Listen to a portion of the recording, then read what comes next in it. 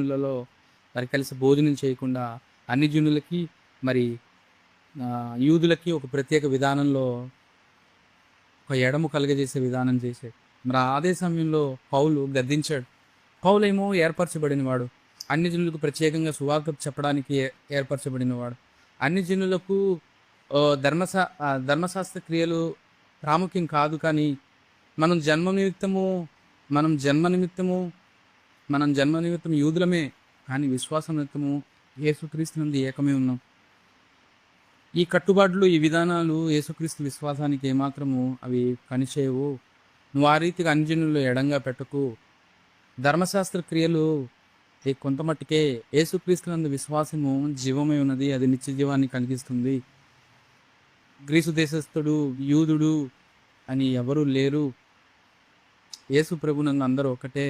భేద, ధనిక, స్త్రీ, పురుషుడు, లింగ భేదములు ఏవి లేవు. యేసుక్రీస్తునందు ఏక శరీరమే అందరూ ఉన్నారని చెప్పి పేతురుకి పౌలు ఉపదేశించడం జరిగింది. తప్పుని నాకు తర్కించి పేతురుని గద్దించి ఆ సమయంలో వారిద్దరి మధ్య తర్కం జరిగితే వారు ఏకమై మళ్ళా అవును నిజమే, ధర్మశాస్త్ర సంబంధమైన క్రియల మూలంగా యేసుక్రీస్తునందు విశ్వాసం ఏమాత్రం తొలగదు అని చెప్పి వాళ్ళు సెలవిచ్చి వాళ్ళు చెప్పిన రీతిగానే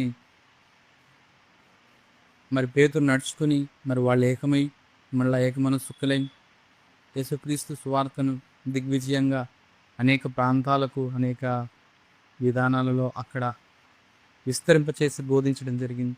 అవును, ఎంత అనుభవం కలిగినా, ఎంత విధానం కలిగినా, ఎన్నో అపార్థం చేసుకొనిచు మరి క్రీస్తు వార్తను, యేసుక్రీస్తు వార్తను మరి అదేవిధంగా